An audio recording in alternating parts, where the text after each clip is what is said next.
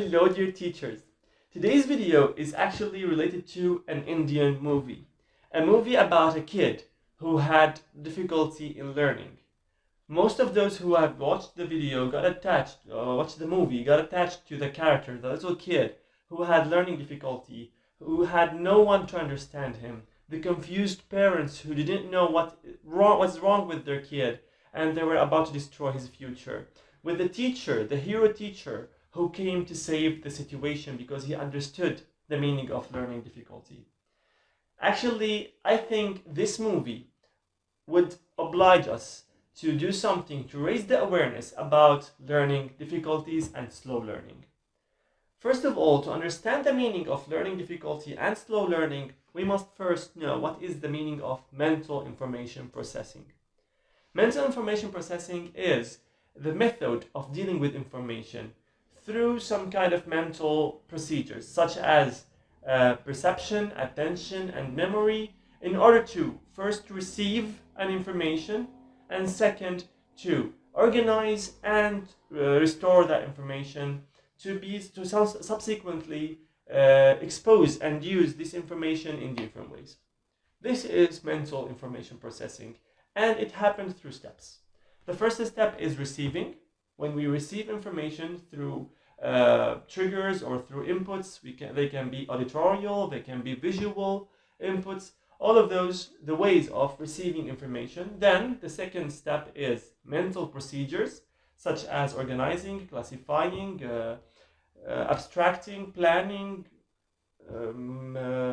restoring sometimes, and after all, recalling this information from the memory. Those are the mental procedures. And after all, the last step is to create, to build, to produce an output, which can be either lingual output by speaking, by writing, or kinesthetic output by an action or a movement. This is mental information processing. Why do I talk about this? Because as teacher, everything we do is to reach an appropriate outcome. Our exams, our discovery step, everything we do to lead to an appropriate outcome, and it is our job to measure that outcome, to measure the output, the objective of that outcome, to concentrate on it and to know what is wrong with it. So if our student didn't achieve the objective that is detected through that outcome, there is one of three reasons. It's either academic delay, my student is not studying at home, or he has some kind of problem with studying. The second one is learning difficulty. The third reason might be slow learning.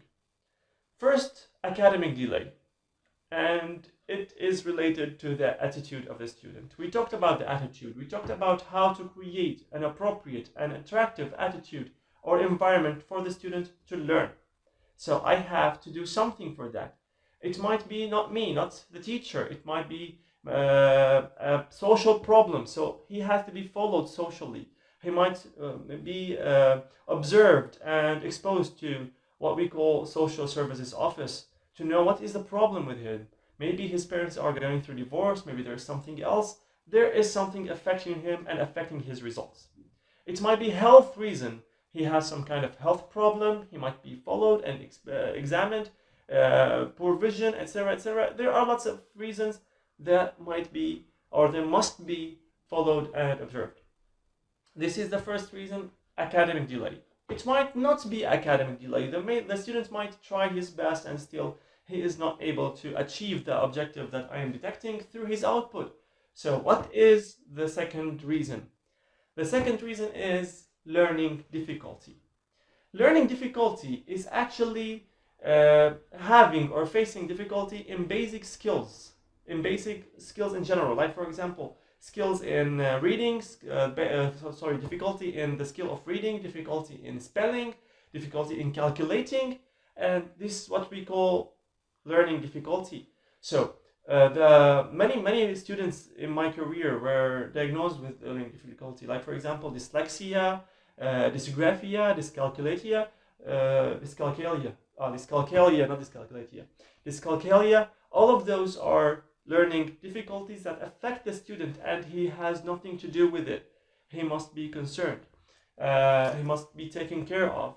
He must be helped through them. It's not his problem. He is trying his best. What are the reasons of learning difficulty? The first and the most known reason is genetic reasons. We all know that relative marriage leads to slow learning. We can detect, we can observe the number of learning difficulties in the societies that support relative marriage, and this causes difficulty in learning.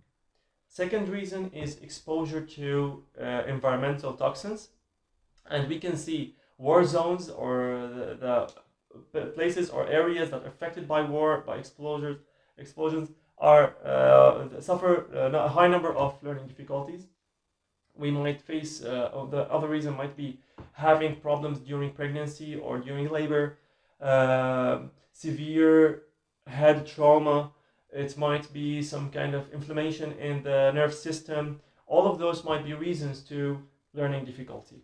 And learning difficulty might appear in two forms: developmental learning difficulties and educational or academic learning difficulty. Developmental learning difficulty also has two forms or two types. The initial learning difficulties, like for example, difficulties in some kind of initial mental functions like attention, like calculation, attention, memorizing, perception, etc. Or it might be secondary functions like, for example, attention, comprehension, so decision making, problem solutions, etc. Those kind of secondary functions. The other type of the other form of difficulties, learning difficulties, is academic difficulty, which appears through the academic skills like learning, writing, spelling, calculating, etc. The third reason of not achieving the objective or the output of my student is not what I hope for.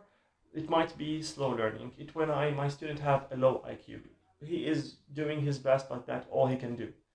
What is slow learning? It is when it happens when we find, or we can observe it when our student have is a low achiever in all subjects. This is something he cannot control. It's always, or not always, most of the time accompanied with difficulty in adapting, difficulty in socializing, difficulty in making friends or interacting with peers. It can be detected easily because the student is not able to follow his friends or follow the mental abilities of his peers, his classmates. What are the reasons of that? The reason is low in some kind of basic or some kind of abilities, like visual abilities, like poor visual memory, poor ability to deficit, etc., etc. Attention deficit, etc., etc. So those are the reasons of the slow learning. What is my duty as a teacher in the case of slow learning or learning difficulty? It is not my job to fix. It is my job to observe. I am the first diagnostician.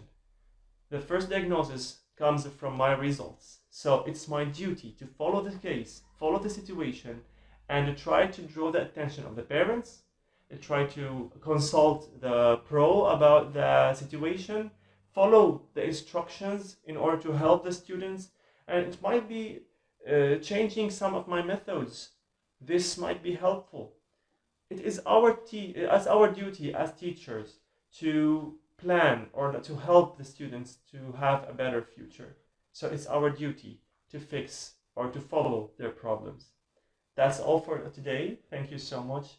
I hope you find today's video is beneficial. Be aware to share your experience with learning difficulties and slow learning, and thank you so much.